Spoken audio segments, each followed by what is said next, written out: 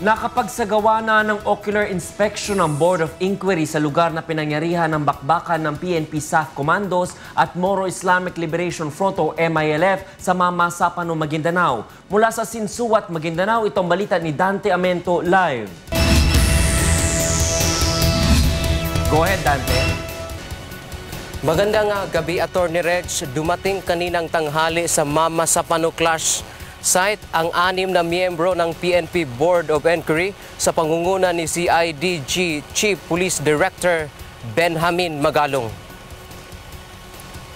Agad itong nagsagawa ng ocular inspection sa pinangyarihan ng bakbakan at pinuntahan din ito isa-isa ang bawat lugar kung saan nakaposisyon umano ang mga SAF Commando.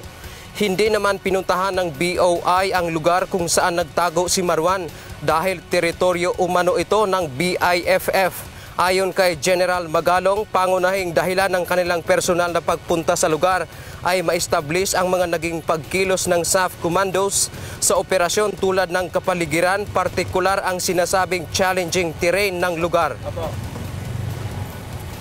What were the factors that actually contributed dun sa tactical operations, dun sa movement nila, dun sa decision making nila, yung mga factors that influence yung judgment call nila. So yun ang tinitignan namin dito sa area, kaya kami nandito ngayon. Ayon sa BOI, marami silang tinitinang anggulo na posibleng nakaapekto sa decision-making ng mga SAF trooper kaya hindi nasunod ang orihinal na plano ng tactical operation at hindi agad nabigyan ng reinforcement. Tiniyak ng Board of Inquiry na marami silang mga nakuhang impormasyon na maaaring makasagot sa maraming katanungan tungkol sa nangyari sa Mamasapano noong January 25. Samantala, Attorney Reg, magsasagawa pa ang Board of Inquiry ng pakikipag-usap sa MILF members, Philippine Army at iba pa tungkol sa Mamasapano incident.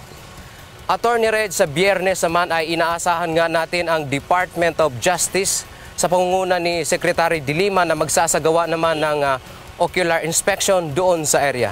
Yan muna ang ating balita mula dito sa Sinsuat, Maguindanao. Attorney Reg. Maraming salamat, Dante Amento. Nag-uulat ng live mula sa Sinsuat, Maguindanao.